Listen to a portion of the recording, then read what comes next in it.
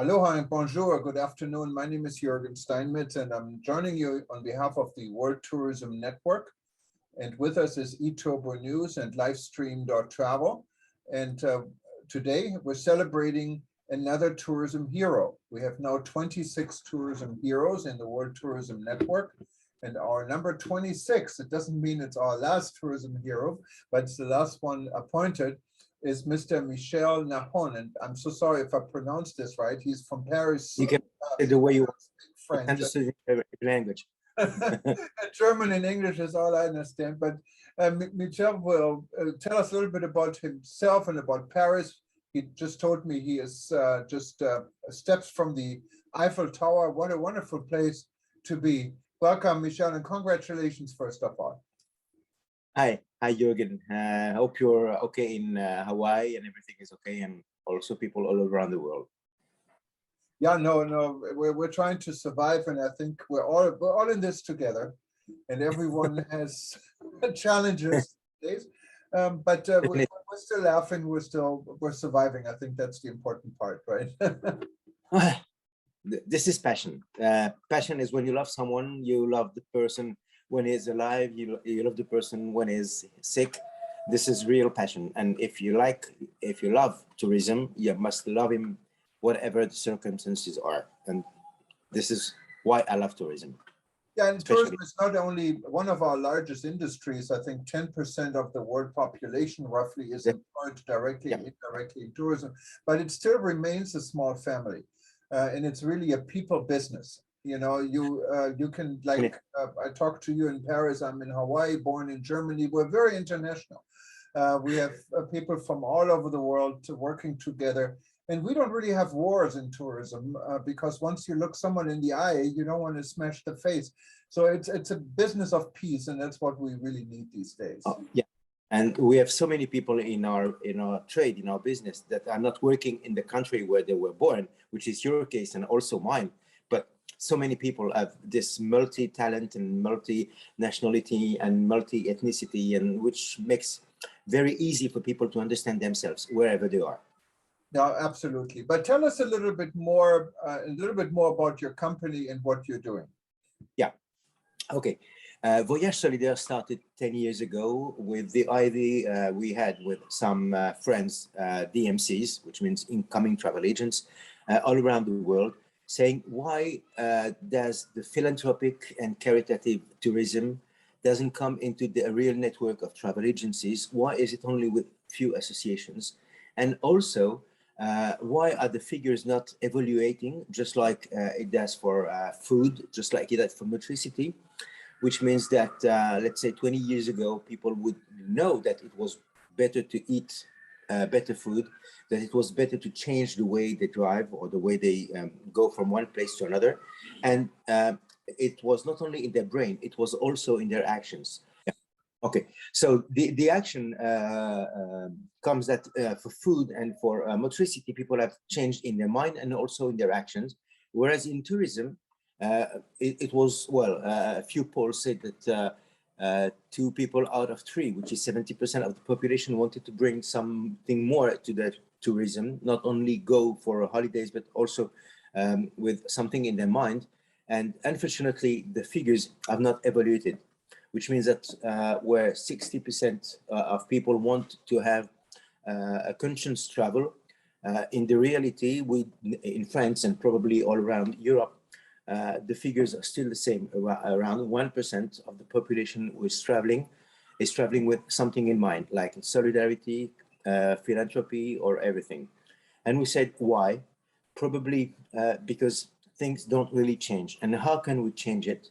We try to discuss with the operators, with the wholesalers, and say, why don't you bring solidarity? Why don't you bring something more sustainable in your trips?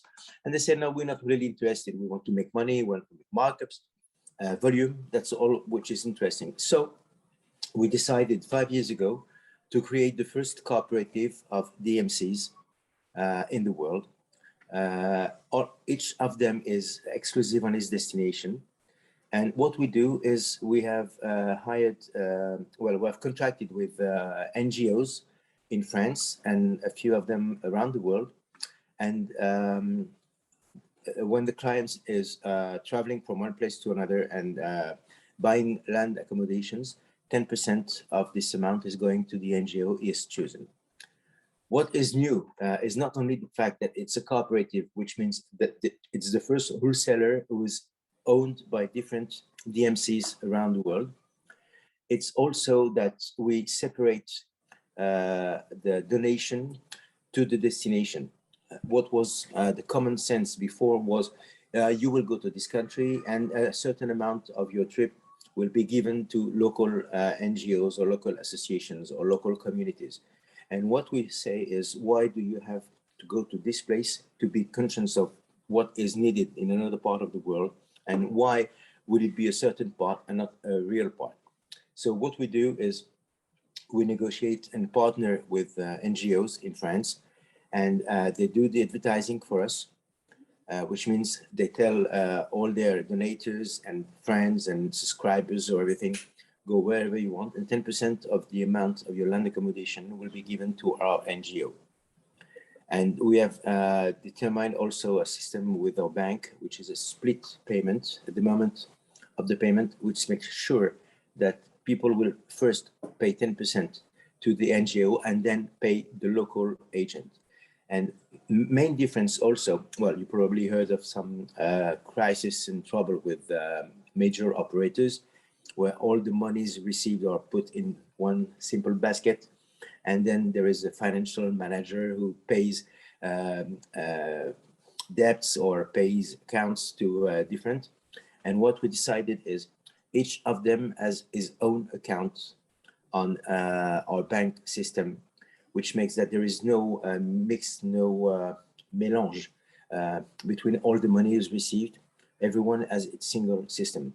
It looks a little bit like Sovco's system, where with a cooperative, which means that everyone has its own ways of production, and we share what is common. What is common is publicity, which is promotion, which is negotiations with the NGOs. And today we have in the program we have 72 destinations. We have already hired 20 and something NGOs in France. And believe me, since the beginning of the crisis, we have about 3 new contracts signed every week with NGOs in France. And they can be in various themes and various topics like culture, environment, health, education, and childhood. And last, we have human rights. And at this point, can I keep on? No problem. Yeah, please. Yeah. Absolutely. Oh, good. We have developed a tool which is Travel Score. Travel Score is a little bit like Nutri-Score, which is very well known in France and probably also in main European countries. Nutri-Score is what you're eating good or not good, as far as cholesterol, fat, gluten, and everything. And we said, okay, but what's the point with this? Okay, I know that I'm eating something good and I know that I'm eating something bad, but what does it change at the end of the day? And we said we should bring something a little bit more than this. And we have sourced 3 different we have sourced sorry, there was a meeting. We have sourced 3 different information from 3 different places. One is Yale University as far as environment is concerned with COP21. The second one is Cato, cato.org, which is like a note for human rights and economic rights in the world. And also we take the distance between France and the destination. And out of this, we make a note. And the note is a Travel Score note. This is for each country, because it's important for us to say to people, we are very, we know you will be very keen on what your footprints will be in this country, but also we would like first you to know where you put your foot. before that. So apart from this, I know it's a bit complicated, but I will send you and probably you'll understand better. The second part is we asked all our DMCs to give a note between 1 and 50 to each, and each program they produce with us. Question is, will this hotel work with local communities? Is the food taken from around or brought from other places? How is the ecology and all this in this hotel? Will people meet local people? Will there be a way to save energy and going from one place to another? Is everything sustainable? To name it clear. And from this note, we said, okay, they have a note, and we need them to have something more than only a note. So we had what we call the incentive, which is not only incentive, but also incense. And we provide a discount, which is equal to the number of the note, which means that if this trip has like 86 out of 100, they will get 86% discount on the PNR files, on the files fees, which is 100 euros per group, whatever the number of persons. So the more sustainable is the destination, the more sustainable is the program by itself, which can be a stay in a hotel or a tour or anything, and the more discounts they have on these fees, which is a way to tell people, try to choose as much as you can this program rather than the other one, this country rather than the other one. And we not judge, we just say, go ahead and don't hesitate. I'm sorry, Jürgen, it's probably a little bit confusing. No, it's quite interesting, and I think, and hopefully, I don't know if you're a member of our organization, the World Tourism Network, but if you're not, I encourage you to become a member. We have interest groups, and this would be a good interest group. We also have the community tourism group, is under the leadership of a lady from Jamaica who has been. I'm part of a school, of course, COMEX in Paris, and also World Travel Network. I don't think we had that many people in France. Probably one day we should try to organize something and make it more popular in France. I mean, among the travel agents. Well, France is still a country which is very important. Well, I've checked on your listing of French, people in France, and I'm not really sure, to be honest with you, that it's very representative of the French tourism trade. But maybe there's something we can help there and probably make it a little bit more popular and interesting for people to be member of it. We would love that. And obviously, France is one of the most important countries in the world when it comes to... thank you. You know how to speak. So that is definitely a given. And I see we have... I'm actually on the board of an organization what is based in France. So you may know Philippe Francois. He's the Association for Hospitality and Tourism Education. Oh yeah, Amfort. We have, yes, we have a partnership with them for the school. Right. Agreement, I think 2 years ago at the ILTM, which is the equivalent of World Travel Market in France. Same organization, READ. Right. And we have signed an agreement with them because, of course, school people are very much involved in the hospitality, and so it was important for us to be member of, to have a partnership with them. Yeah, and we do work with SCOL. I'm a SCOL member myself as well. And so we have been working with SCOL over many years, both on our media side for eTurbo News, but also with the organization. So I see there's some good touching points. And SCOL is a great organization because you get people together on the social platform. And it's the largest and oldest travel association in the world. So born 1932 in Paris, and by the way, we will have the opportunity and pleasure to welcome Bill Réaume, the 2021 president, in Paris in 2 weeks. And I'm very sorry for both Jim Morrison from New Zealand and Bill Réaume, because it was not really good year to be president of SCOL. Usually these people travel from one place to another, welcome like kings. all around the world. And for the last 2 years, they really they could not really travel and be as much as a representation. And I believe it must be very frustrating. So very. That's why we have Zoom, we don't. Of course. But well, it's not like going from one place to another, meeting people, and Absolutely. well, like Minister of Foreign Affairs for a government to be president of school is well, of course, a real position, but also possibility to meet people around the world, which is unfortunately not the case for the last 2 years. Hopefully it will change, hopefully. And that's what SCOL is all about. It's a people-to-people organization. Of course. Well, business among friends, that's the basic. Absolutely. And that's the basic. And yeah, in our organization, we started because of the crisis. I don't know if you know this. We started in Berlin on the sideline of an ITB that was canceled. So many of the people were stranded, including SCOL in Berlin. We had a meeting with SCOL people from all over the world, and some of them attended our start with Rebuilding Travel, what was it, the Grand Hyatt Hotel in Berlin. And so we go way back with SCOL, also with PATA. PATA was a partner, the Pacific Asia Travel Association, the Nepal Tourism Board, and the African Tourism Board. That's how our initiative was started.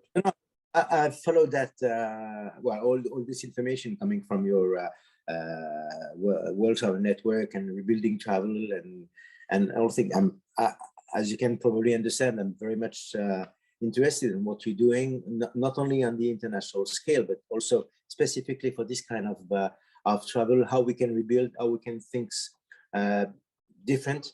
And this is probably one of the things we try to do with the cooperative, to put HDMC in front of its own responsibilities. There is no, this intermediation that we have between 3 or 4 people, between the client and the final provider, which is a hotel or a group company or a tour company. There is only one. One is the DMC, is at the end of the day is always the one who pays the bill for everyone. When there is a problem, he has to solve it local, is the one who brings the program to the operators. And we try to have a common solution for all of them. Once again, each of them are exclusive on their country, so there is no competition between 2 or 3, just like some platforms would do. They are very much involved. They're not serving our clients, they are serving their own clients. And well, they don't have any money or finance problem, because they get the money direct from the client on their bank account in France, which is probably one of the way to solve all the problems with transcription between the processing of the reservation, and especially today when you have so many ways to communicate between people, like WhatsApp, like Skype, like telephone, like SMS, like emails, phone calls. People never know what was said, what was written, what was agreed between 2 people, because there are so many ways to communicate. Now we have only one. Each client has his own file in his dedicated space, and whoever in the local company can have a look at it and say, no, there can't be no mistake, because everything is written here. So there is no discussion, no argument about the way the file has been processed. It's a very interesting system. And how's business now? I mean, with COVID, is it functioning? Yes. Okay. I want to ask more, but hopefully, I don't know how you see it. I mean, the situation now in France, and I know not a lot, but I think numbers are going up everywhere in the world. They do go up here in Hawaii, scarily. It's scary, but I think Europe isn't any different, right? Well, in France, as far as local business is concerned, it's quite the same. I mean, hotels are quite happy. The only thing is that they have had French customers instead of international customers, which is not really the same as far as expenses are concerned. For example, people don't spend as much as foreigners, but the yield management is not exactly the same as it used to be in the hotels. but still they survive. Same for restaurants. It's quite impossible today in France to go into a restaurant without queuing up or wait online, as Americans say, for a while, because everything is full all the time. Like if there was nothing to eat before, which is really not the case. And no, well, the main problem is for going outside of France, traveling abroad. I spoke with a friend travel agent yesterday, and she told me, well, the only point is that before you could do your business in 10 minutes, 20 minutes per customer or per file. Now it needs about 24 hours to solve everything. And the worst that can happen is that one client is registering and buying a booking for a destination, and the destination closes. So you have to refund the client and also get the money back from the local DMC, and then do another file for a new destination, and so on, which is just a nightmare. In this case, we have been quite lucky because we were about to start in April 2020. And of course, we never started really. All we could do is expand the number of destinations that we have up to 70 now. But we didn't have one customer for the moment. When we applied for the government aids and assistance in France, with financial support and everything, they told us, okay, no problem. We would just give you the difference between last year's business and this year's business. Well, 0 minus 0 is 0. How much can we get? Our friendship. Thank you very much, sir. We appreciate it. These are how government works. Yeah. Well, you know, we have this zombie situation in France. Many restaurants, hotels, travel agencies, tour operators have received lots of monies from the government, which helped them survive during the pandemic. The main question is, will they be able to start again now that the financial support from the government will end at the end of September? Yeah, and that's definitely this, how's the situation with employment. I know here in my part of the world, we have wanted signs everywhere. There's not enough people in the hospitality business because many got out of the business when everything closed. So now we can't get them back fast enough. We have exactly the same problem in France. Well, this is probably one of the reasons why there's so many queues in front of the restaurant, not only because restaurants have to check their pass, the sanitary pass, and showing that they are vaccinated or they have this PCR test.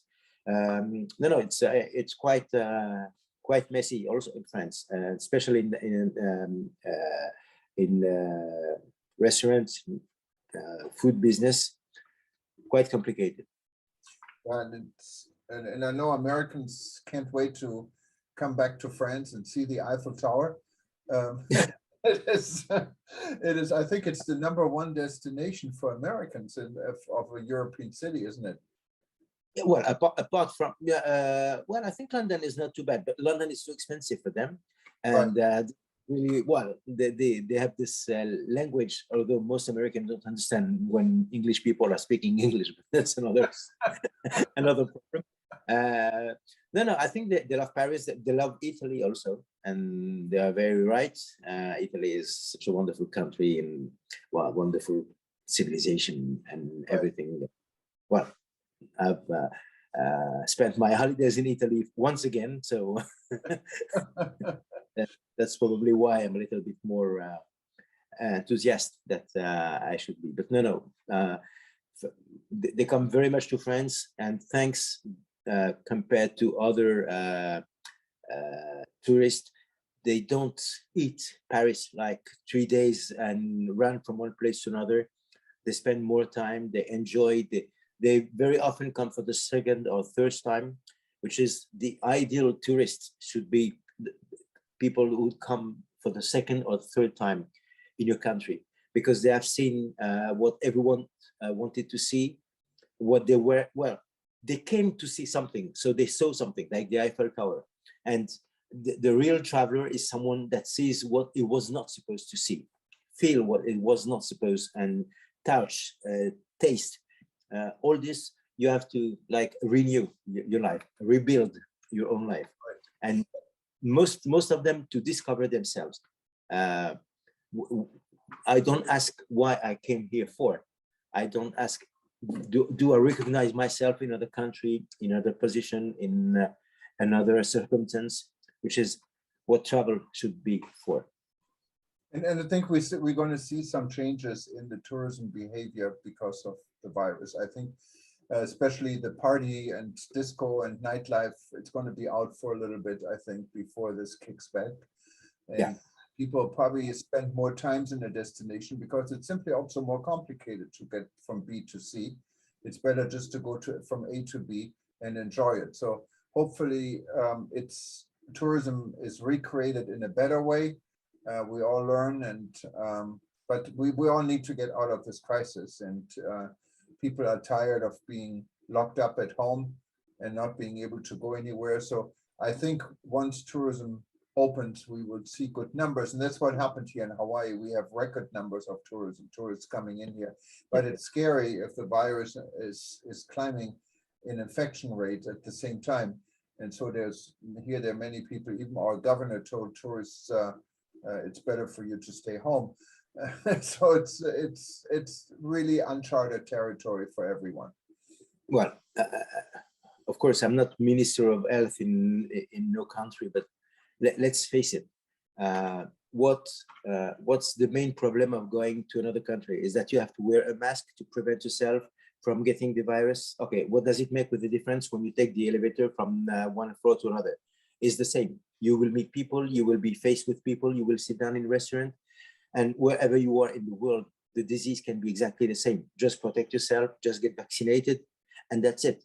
And then you are in the same safety and the same danger wherever you are in the world. You can get the COVID in your elevator, and you can get COVID in the bus, in the metro, in your car, in everything. Once you're wearing a mask and you're fully vaccinated, there is no more risk in any other countries. That's all. You live exactly the same way. When you meet people, you wear your mask, and that's it. So and that is the point. So hopefully this will convince some of those that are against vaccination to change their mind, because it's really where the problem is. In France, in Europe, and also here in the United States, we have enough vaccine, but we don't have enough people who actually take the vaccine.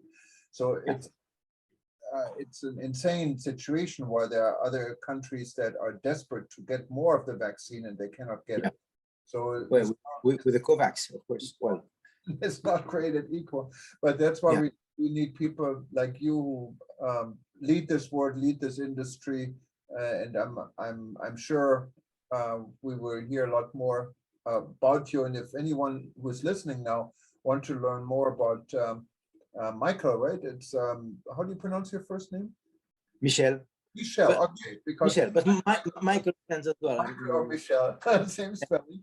You can now actually go to heroes.travel, look under France, and you will find Michael's profile, also linked to the website. And Michael, you are our first hero in France, so you have no competition in France. So if anyone clicking on France, I killed them all. They cannot get lost. But I wanted to thank you again, congratulate you, and hopefully we see you on some of our upcoming sessions for World Tourism Network. For those that wanted to register for any of our sessions, you can go to worldtourismevents.com. We have a lot going on in this month in September because of World Tourism Day. And our first event related tomorrow, we're going to have an event with the Maldives. And then I believe on the 24th, if I'm not mistaken, we have an event with Accessible Tourism. It's led by Pankaj, a member in Nepal. And then we're going to celebrate heroes. And that's, of course, we're going to also invite Michael to be part of this. So and any one from our heroes who wanted to be part of this event is invited. So that's going to be on World Tourism Day itself. We're also going to team up with tour guides all over the world. And then last but not least, we're going to meet Professor Jeffrey Lippman, and we're relaunching the International the ICTP, and I'm not going to tell you what it would stand for, but it has to do with environmental and climate-friendly travel. So it's an initiative what is supported actually by the government of Malta initially and SunX. So we're very excited to make this announcement. And Jeffrey, who is in Belgium, not far from Paris, this discussion. But Michelle, I wanted to thank you very much for attending, and congratulations to enter we call it the International Hall of Heroes, and for being the first one in France, and considering the importance of France, that is quite an achievement. Well, I can only say from this part of the world, bonjour and aloha. And Aloha. Last words. Danke sehr, and have a nice night. We'll have a nice day because we have something like 12 hours difference, and thank you for staying late and match with our own schedule. But I think that there are so many good points in living in Hawaii that sometimes it's good for you to sleep late. Not a problem. Yeah, we're time-wise, I think we're probably in the worst place in the world, or sometimes in the best place of the world, because we catch some of the daylight in East Asia, and we can go as far as Europe. As it's now 9:30 in the evening, makes it 9:30 in the morning in France. So Exactly. It's very easy. So it's a global world. We are night and day. All right. Thank you very much, Michelle. And you have a great day. And everyone else who is watching us now live, this one was recorded on September 6th. So it's not live. So unfortunately, you cannot ask immediate question. But if you do have questions, just go to worldtourwtn.travel, or you can go to our heroes.travel website, click on contact, and we'll be happy to answer these questions. If they're for Michel, we will forward it to him. And if you watch us live now, this will be repeated every 2 hours for the next 24 hours from the time you see it. And after this, it's going to be in the profile for Michel, and it's also going to be on livestream.travel in our archive. And of course, you will find it in our YouTube archive and can listen to it as many times as you want. Well, thank you very much again, and you have a nice day. Thank you very much, Jürgen. See you, and hopefully have the opportunity to meet you in real one day. In Paris at the Eiffel Tower. Take care. I'm not scared. You may come whenever you want. All right, take care. Bye-bye. Bye.